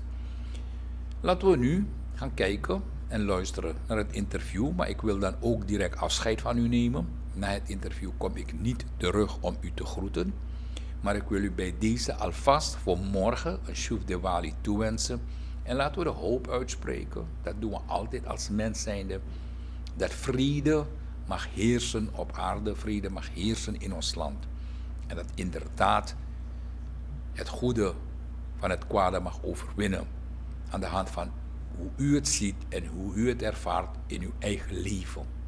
Laten we die hoop weer samen uitspreken. Laten we nu gaan kijken en luisteren naar het interview met de ambassador of the State of Palestine to the Caribbean, mevrouw Linda Zobeb Ali. Ik groet u, Ram Ram Namaskar, Goede Hafiz, Salam alaikum. Gaat u kijken nu naar het interview.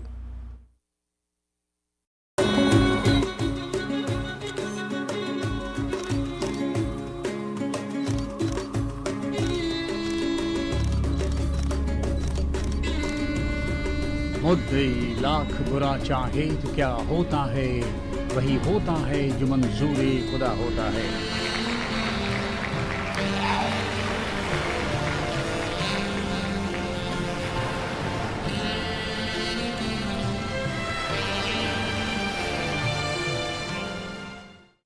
Dames en heren luisteraars, vandaag in de Rashid Pierkans Kal Ajor Kal praten wij met de Palestijnse ambassadrice Linda Sobeh Ali. En we gaan vandaag met haar praten over de situatie in het Midden-Oosten. Ze vertegenwoordigt de Palestijnse autoriteit in deze en onze discussie en vraagstelling naar haar toe zal in het Engels zijn. Madam Ambassador Linda, welcome to the program. This program is called Rashid Pierkans Call Kal Ajor Kal. It's been broadcast out of Paramaribo, Suriname. I do thank you that you're taking your time and that you want to talk to me about the situation, what's happening now in the Middle East. Our listeners in Suriname, we speak Dutch, as you know, so I will translate this program later for them in a few words. Okay, you're representing the Palestinian Authority. Do I have it correct? I represent the Palestinian government. We have been, as a state for several years, observer state in the United Nations. So it's not the Palestinian Authority ambassador, it's the State of Palestine ambassador to the Caribbean and Caribbean affairs. Okay, when you talk about the Caribbean, which countries, can you call a few country names in the Caribbean that do recognize your position? Let's say St. Vincent, St. Kitts, Guyana, Grenada, St. Lucia, and Dominica. Now, as far as recognition of the state, Suriname recognizes the state of Palestine. We do have, also we are awaiting on the recognition of 4 more countries, but Suriname recognizes, of course, Grenada, all of these. I already presented credentials either to the president or to the governor general, whatever is the case in each country.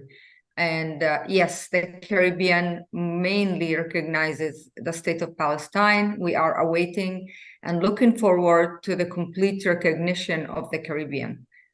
Okay.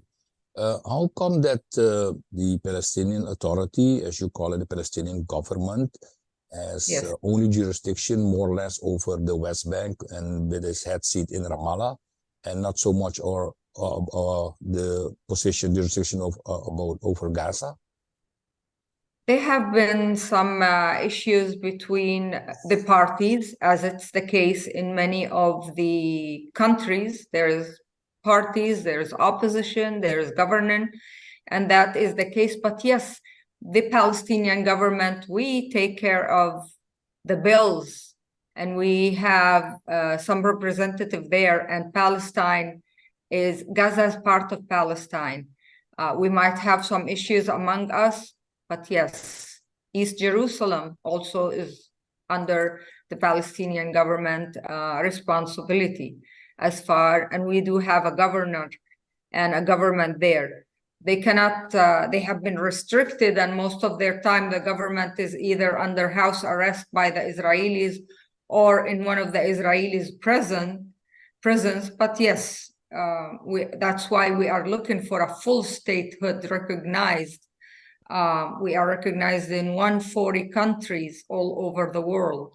But each time we seek the full recognition, there comes a veto and stops us. But we are looking because we need to be a full state, sovereign state. We do have the right for our freedom and determine our self-determination for our statehood. Okay. And our right. How come lately, the last few days, I was watching the international news, I do follow the issue, and there are some doubts about the position of President Mahmoud Abbas in the West Bank, and people are asking that he must undertake more action within the situation that's going on now.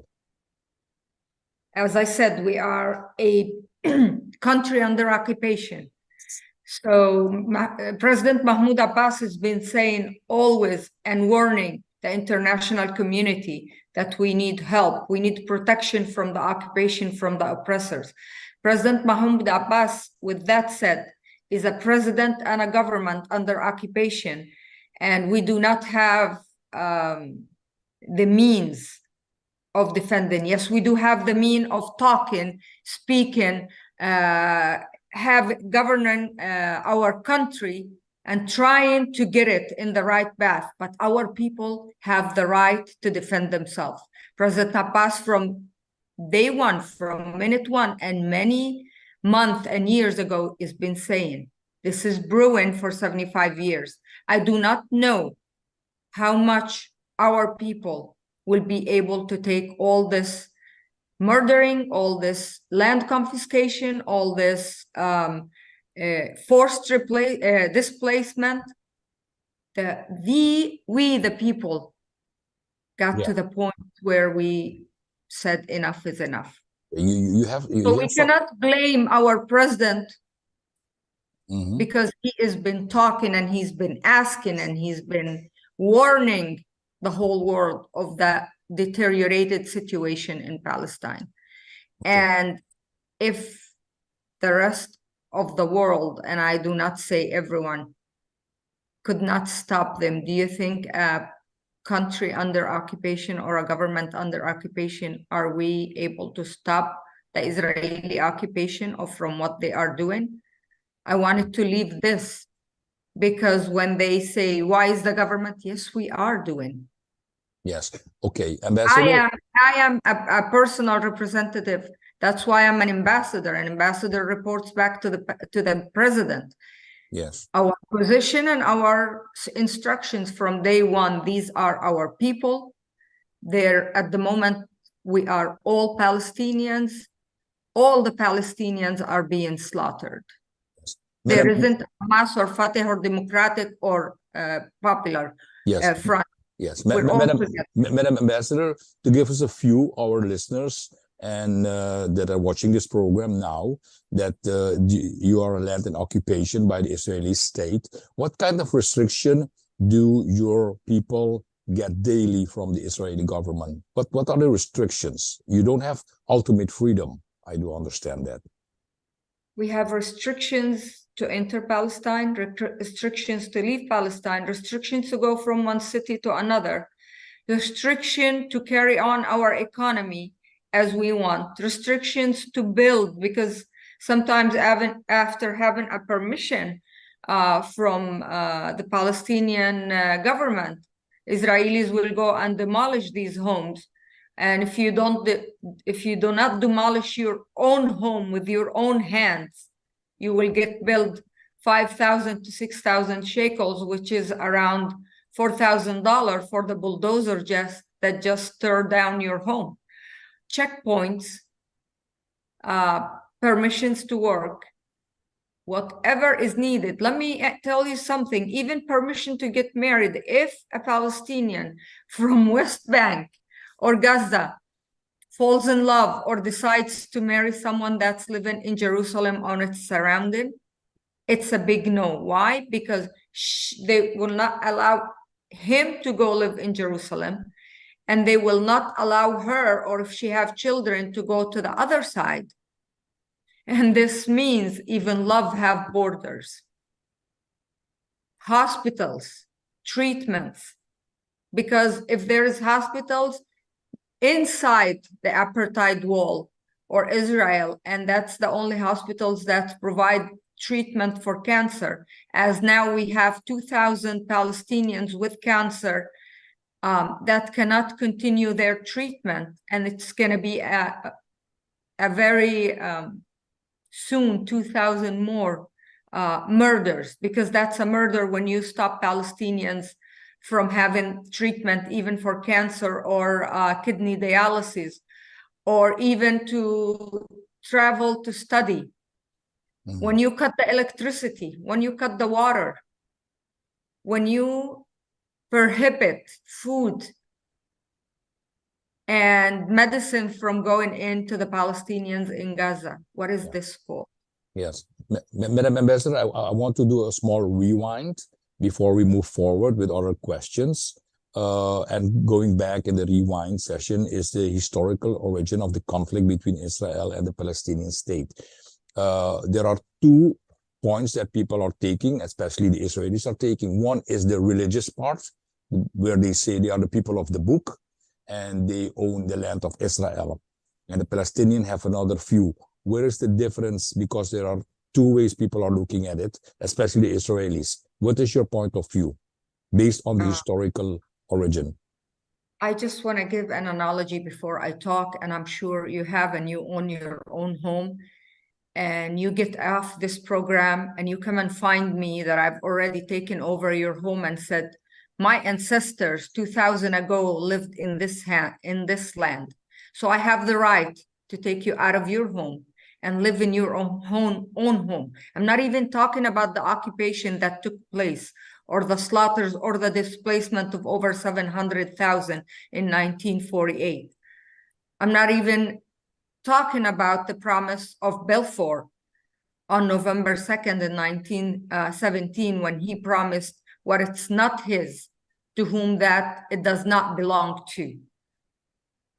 So it's not a conflict of religion, it's an occupation.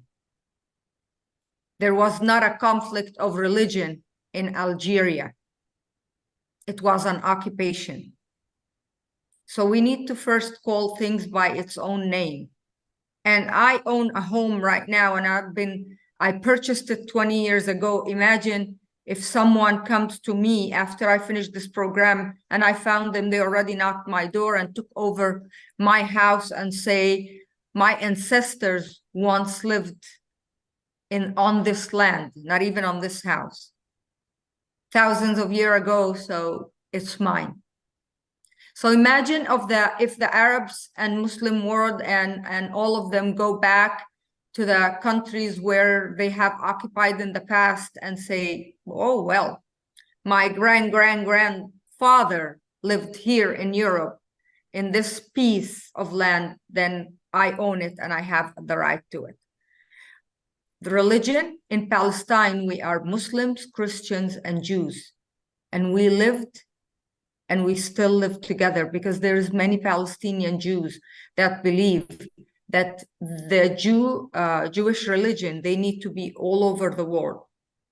Imagine if all the Muslims, and I'm going to say this because they don't say anything, and we say we have the right in certain part, because 500 or 600 years ago, we were living in that part of the country, in another country. Do you think this is feasible? And when they say it's a promised land, I did not know that God is a real estate agent. God is not a real estate agent. So we need to leave religion on one side. If they say it's a religious conflict and they don't want to so-call it occupation, bombing churches and killing over 400 Christians, is that also the Christians are Hamas? Because Hamas is part of Palestine. Okay. Is the 75% of slaughtered, murdered, burned children, which is over 4,500 children slaughtered and murdered in this last aggression, is it a religious conflict? Does the bomb, when it falls on these buildings and these homes and these Palestinians, know who is Muslim and who's Christian? When they want to recover whoever is in there and the hostages, as they say, and they're bombing, and already I've heard that many hostages lost their life because they're bombing. It's not us. There's over 2,800 women killed. There is over 100 women daily given birth, and if it's C-section, it's been done without any anesthesia, without any water, without any electricity. Our doctors are operating on the most miserable conditions. We do not have the means because they cut the electricity, cut water, cut food, cut medical supplies of entering, and then bomb the hospital. Few days ago and yesterday, bombed the only children's hospital. Isn't that cleansing? When the Minister of Heritage of the occupation of Israel comes out on Sunday and say, let's nuke them. So he confessed they have nuclear weapons.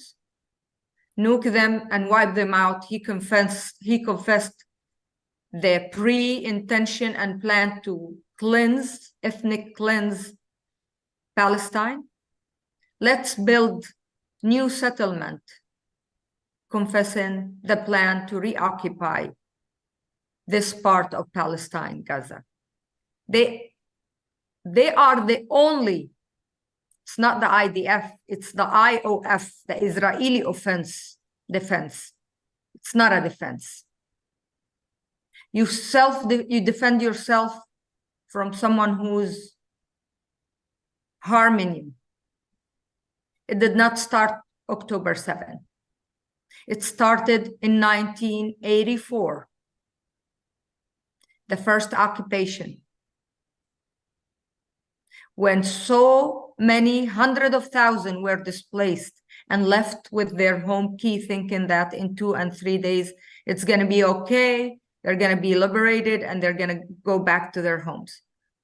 Refugees in Lebanon, in Syria, in Jordan, in Iraq, in Egypt, and scattered all over the world. Now we have over 7 million that don't have the right to come back to Palestine.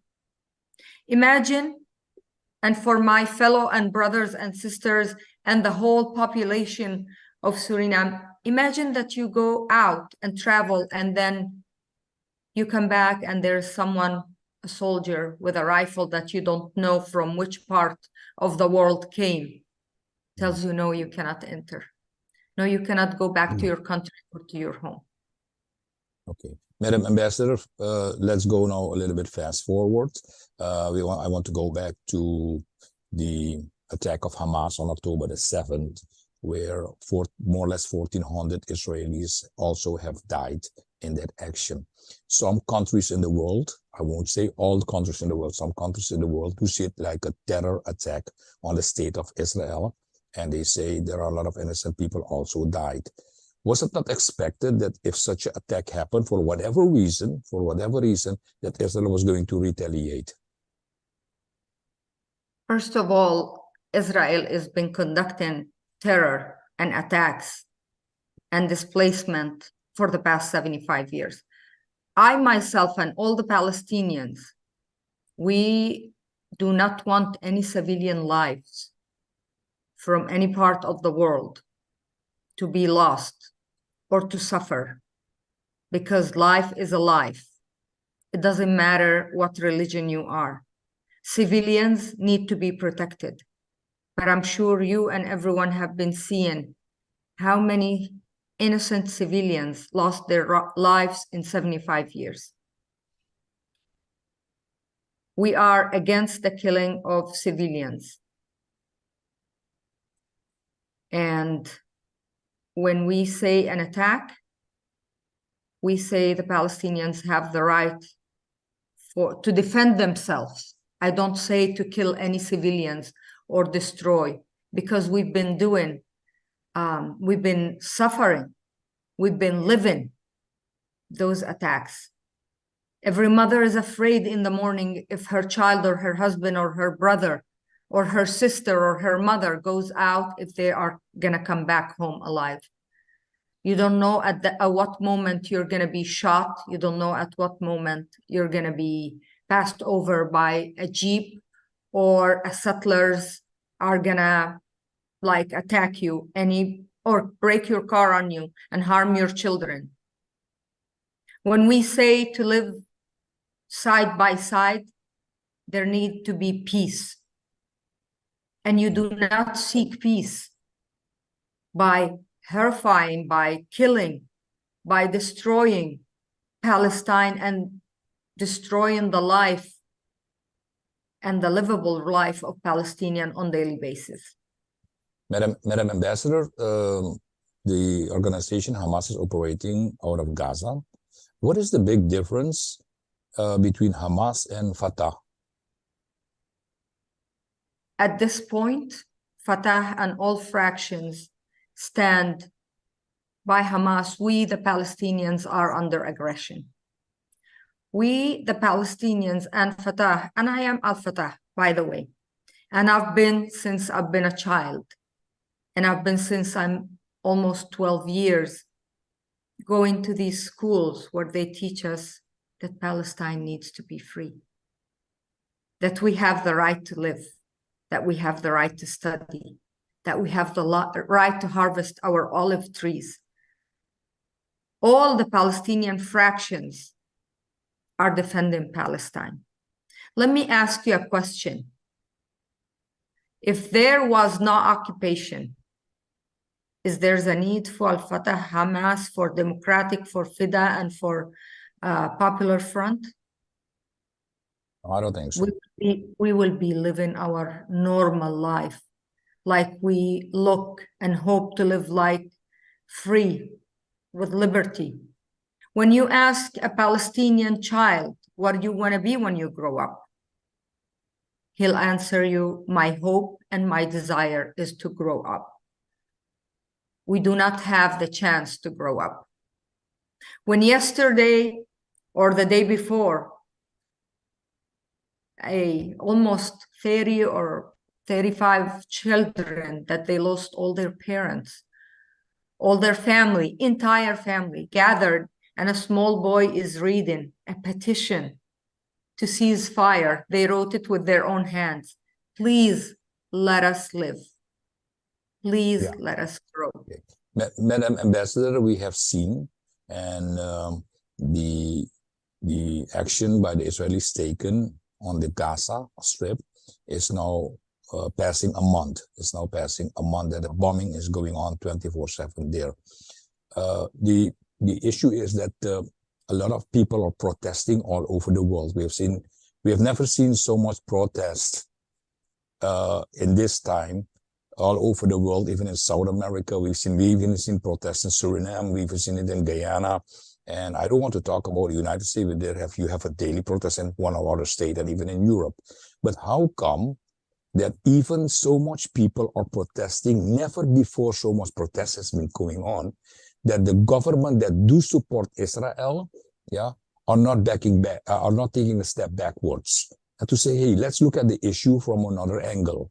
Today we heard, I don't know if you heard it, that the Belgium Vice Prime Minister has said that Belgium has to take action against Israel because of what's going on at the moment. How come the world, like the United States and some mostly European countries, do not take the action?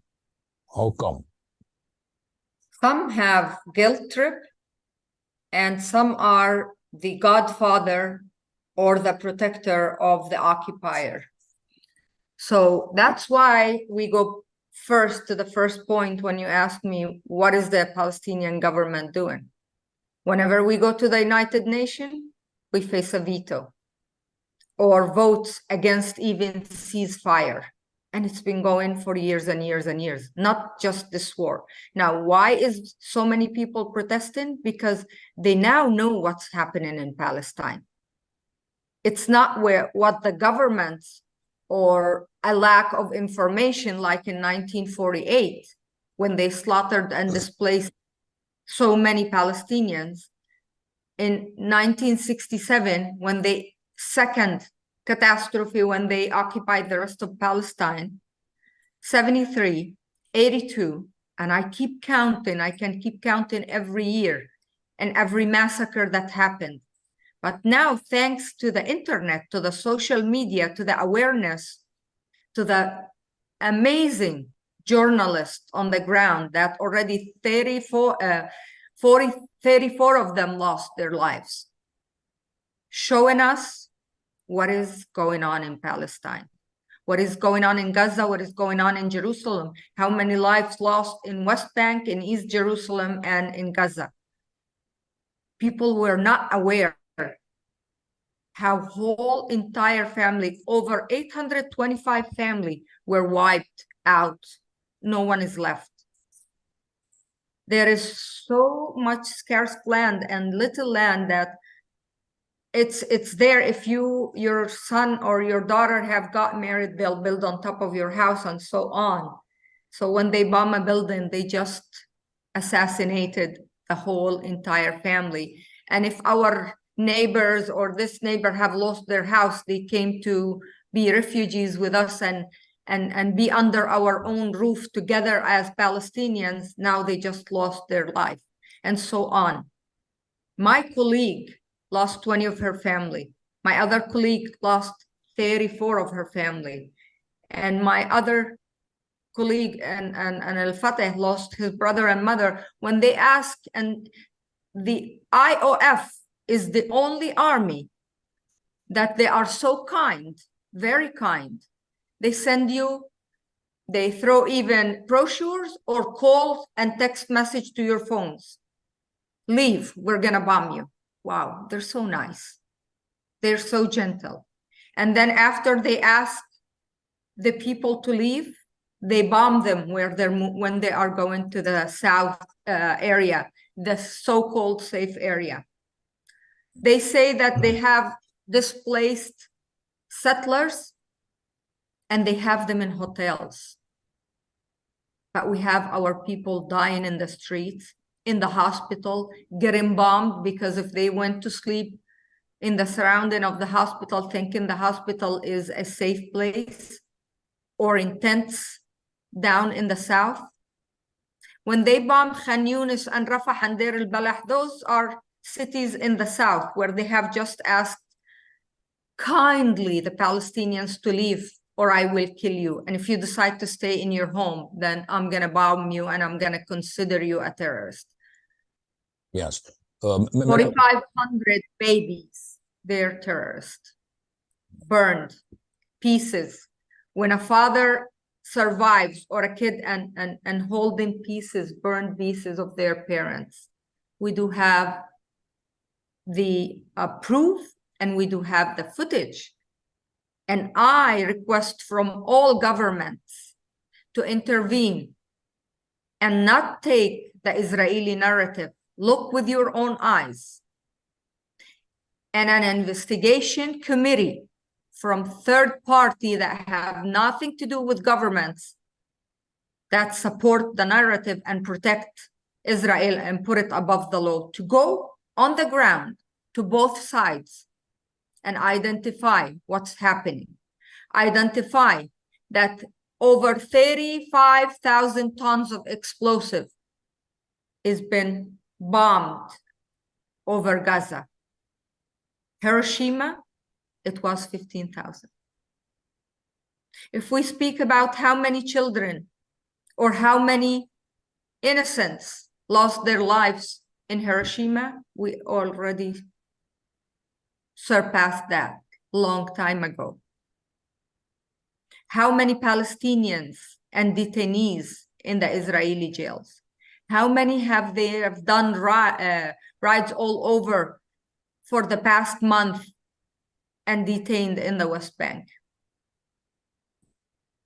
When they enter in bulldozers to the refugee camp of Jenin and start wiping it once again, because this is not the first time. Yes. The mosque, when it was bombed with a worship place, with the Palestinians praying in there. How many child went with their parents to the mosque and were killed that night? Madam Ambassador, all the terrified action that Israel is taking now at this moment, what is the role of the regional powers, the other Arab countries? People asking themselves why the Arab countries are so quiet, and they're only discussing, but there is no action taken out of the Arab countries. Especially, we're talking about Saudi Arabia, we're talking about Qatar, Egypt, Jordan, more or less the countries that are a member of the OIC. There is no action taken than only protests and discussions. Why? And some of the countries have already cut ties. same as many countries and several countries have cut ties and or recalled their ambassador or cut all diplomatic relation. But yes, as you see, there's other countries that have been taking a stand. There's other countries that stopped any negotiation or talks with Israel. But I go back and say there's over 10,550 murdered, slaughtered Palestinians. I was just wondering if all the governments and all the people might give us after 200 years a day to remember what happened in Palestine and say the second catastrophe where so many Palestinians were killed and burned, where so many churches and hospitals and schools were destroyed above the innocent, taken shelter inside these institutions. The UNRWA schools, the UN schools have been damaged or destroyed on top of the heads of the children. Yeah. I ask and seek every human to stand and talk and boycott and say what is happening to the Palestinians. Yeah. We don't want to be remembered and we don't want to have a day. We want to live now. Yeah. Our children and our Palestinian fellows have the right to live. Yeah.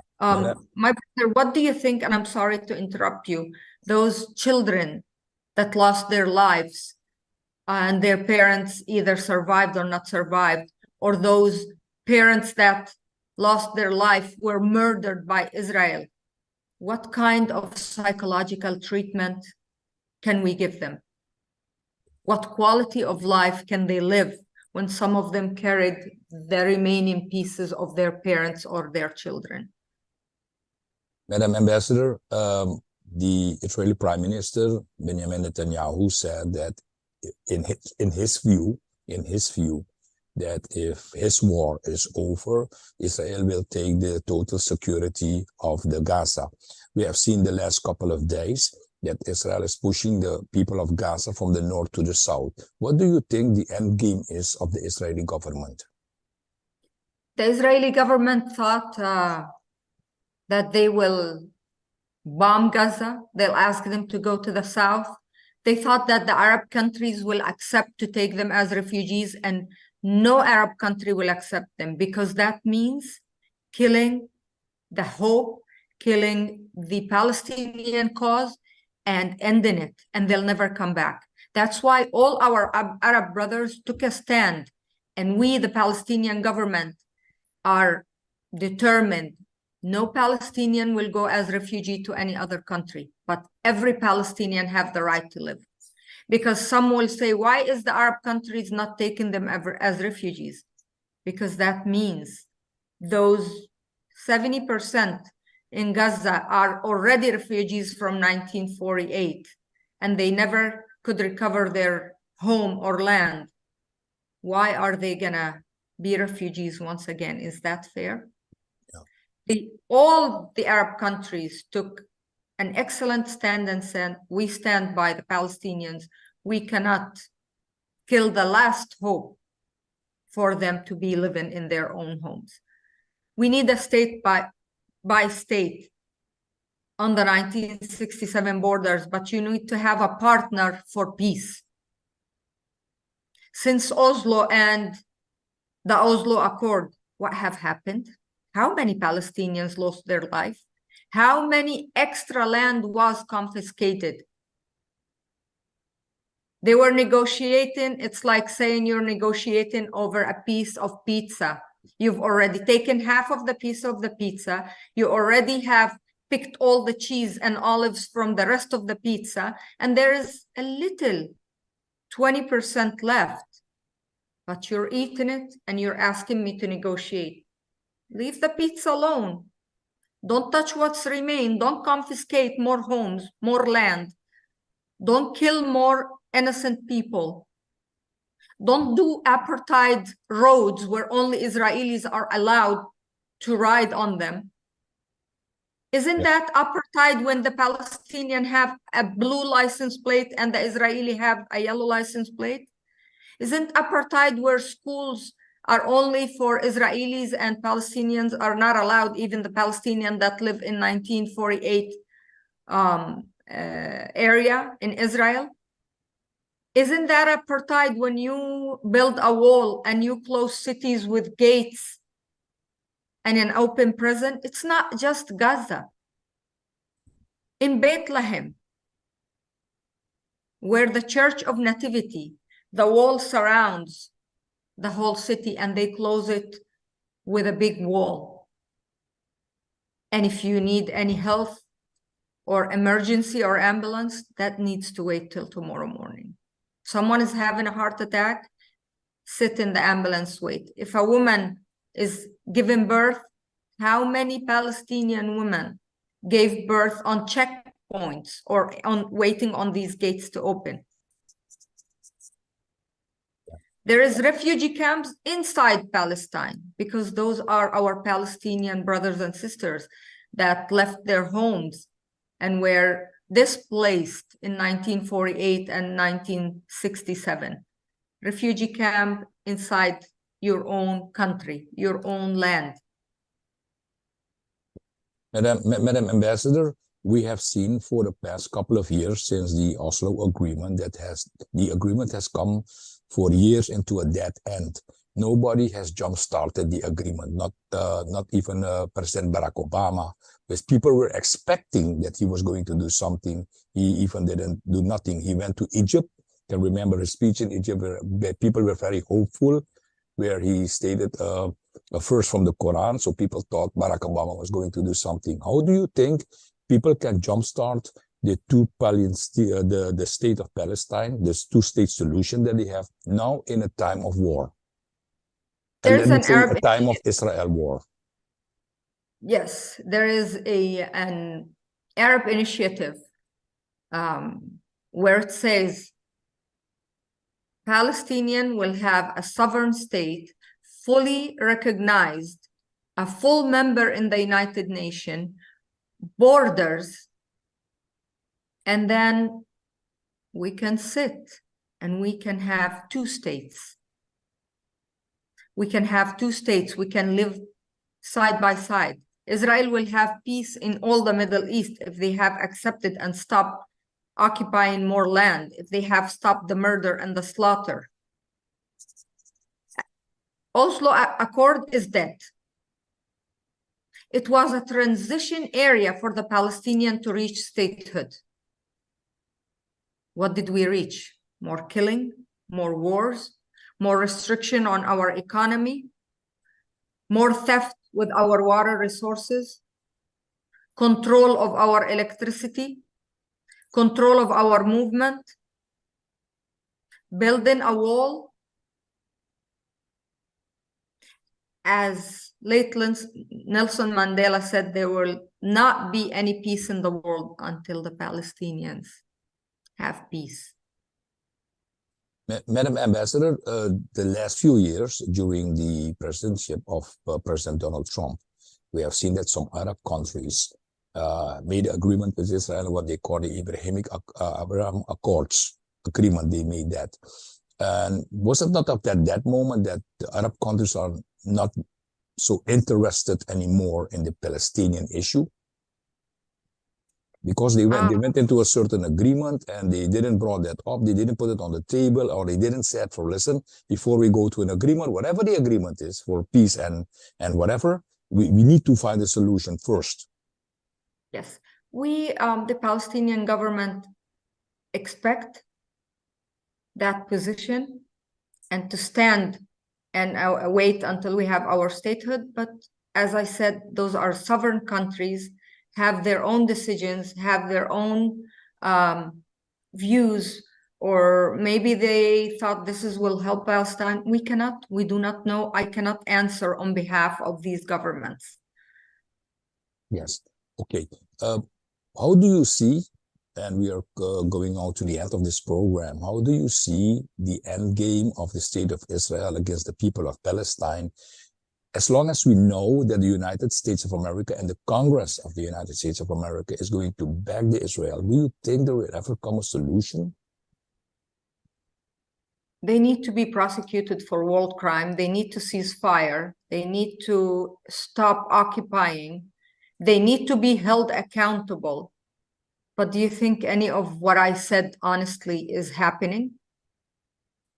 When the government of the United States is backing them fully, when other countries that maybe have a guilt trip are backing them fully, when we're asking for a ceasefire and Prime Minister of the occupation says, no ceasefire, we need to cleanse, we need to clean them out. When cabinet members of the Knesset start screaming to other cabinet, Dr. Ahmad Tibi, and say, yes, all Palestinians deserve the nuclear bomb, wipe them out. Do you think when the Israelis, they are very scared and very terrified, as they say, they're dancing and celebrating every bombing and posting? They themselves are posting.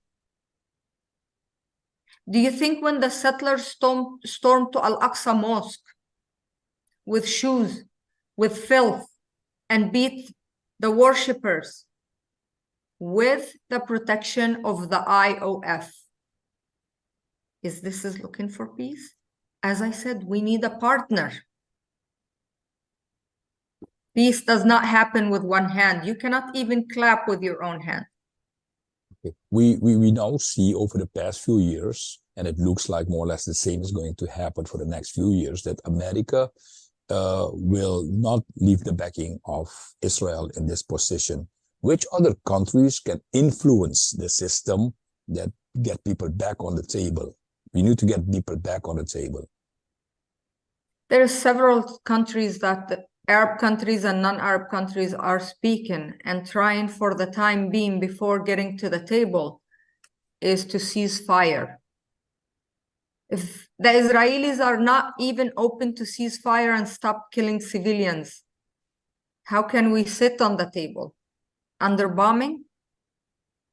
Do you think the government of Palestine, we are willing to sit down on a table with someone who is slaughtering and been slaughtering? We want peace. We want a third party, several governments that do not back Israel to be holding the talks and trying to cease the fire first. Then we can think of any other thing. Right now, we only can think of our homes, our kids, our women, our innocents, our worship places. And when I say worship places, for the three religions. I do not speak only as a Muslim. I represent Palestine. I represent all the fractures and religions practiced in Palestine. We need respect for the human life. We need respect for the worship places. We need respect for the children and for the schools and for the women and for the innocents. When the ministers of that government, occupation government, and say, wipe them, let's build settlements, other dancing and saying, let's do and that's, they're just making fun of us. Let's make a playland. I don't want to, or Disneyland. I'm not meaning Disney, like to do something, a city for the Israeli children to play. Yeah. When they sing and party for every bomb that goes on the Palestinians, what do you think we are feeling, my fellow brothers and sisters? Madam Ambassador, everybody's talking about a humanitarian ceasefire and not about a permanent ceasefire. This is the first time I heard that people are talking about humanitarian ceasefire. That means if they stop a few days, let's say 1 or 2 days or even 2 hours, after that they continue with the bombing. That is something new that I heard in the international stage. And when I talk about countries, I'm talking about the countries that are backing Israel. They are asking for a humanitarian ceasefire and not for a permanent ceasefire. What is your view on that? How should I feel when I've never heard it before until they started asking for it? We need a ceasefire to get any other person that worked in Gaza or in Gaza with another nationality. Isn't that discrimination?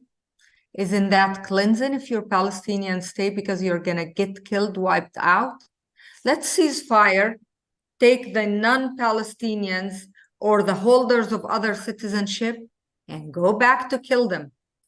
That's all the humanitarian ceasefire.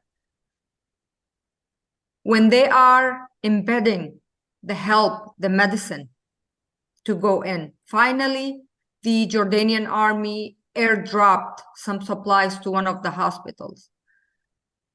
Yes. Do you think when they cut the water and said, cut the water, cut the food, cut the electricity, let them die? There is over 2,890 or 95, I'm not sure of the exact, so more than that, plus, it's not a less, have been under the rubbles for days and weeks. And sometimes when they hear someone, a child or a mother or an elderly screaming under the rubbles, if they try to rescue them, they'll get bombed. Ambulances got bombed. Journalists are a target. Worship places are target. Yeah. Okay, Madam Ambassador. To be permanent. Madam Ambassador, my last question. What message do you have for the people of Suriname, the people of the Caribbean region, and especially for the Suriname government, how they have to look at the situation that's going now at Gaza? I do ask the people of the Suriname to stand on the right side of history. When your kids, my fellow brothers and sisters, are going to ask you, what happened in Palestine? Where were everyone? And I see over and over people of Suriname speaking up, protesting, and bringing awareness. I ask the government of Suriname to stand by Palestine. There is only 2 Muslim countries also in the Caribbean, Guyana and Suriname. To have a full diplomatic relation with Palestine since Suriname recognizes Palestine. There is so many projects that we, the Palestinian, that almost don't have anything, but we have human resources. We have our doctors, we can help in agriculture after the ceasefire is done. We ask for prayers. It doesn't matter what religion you are. Pray for humanity. Pray for the massacre that's taking place in my country. Pray for our brothers and sisters that they are under bombing, that the government of Israel want to wipe them out, because since no government pledged to their plan in ethnic cleansing and taking out all the 2 millions, now they want to wipe them out. It's easier for them. Kill everyone. Kill the 2 million people, and the world will stand and say nothing. But they were wrong, because all the people with heart and with a brain are standing up. I really want to thank everyone in Suriname that took a stand, that spoke, that protested. Even if you tell your neighbor the truth of what's happening, tell them it's a 75 years of slaughter, of occupation, of displacement. It is not the 7th of October. Tell them how many towns were wiped out, and now there is settlement above these towns.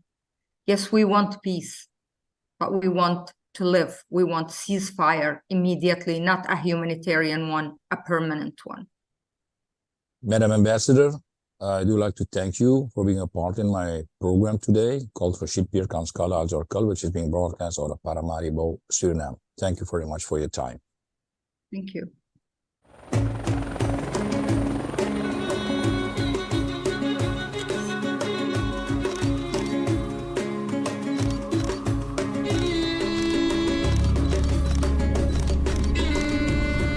मुद्दे लाख बुरा चाहे तो क्या होता है वही होता है जो मंजूरी खुदा होता है.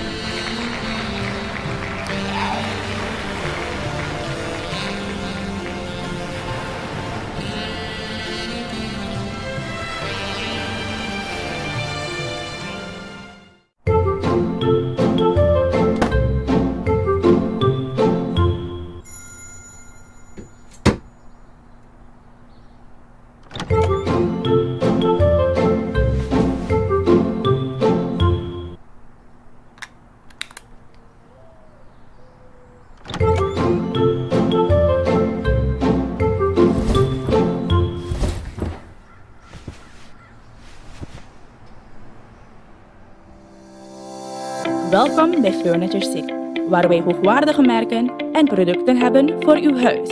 Bent u op zoek naar een nieuwe tv? Die hebben wij in verschillende groottes. Om voor de tv te zitten, heeft u natuurlijk een sofa nodig. Die hebben wij ook in verschillende modellen en kleuren. Kleren wassen is een must. Daarom hebben wij verschillende wasmachines om uw kleren weer schoon en fris te laten ruiken. Zeg maar dag tegen al uw rugklachten. Want met een Sierra gezondheidsmatras bent u gegarandeerd van een goede nachtrust. Maakt u zich geen zorgen over de betaling. Vraag naar onze huurkoopmogelijkheden. Koop nu en betaal later.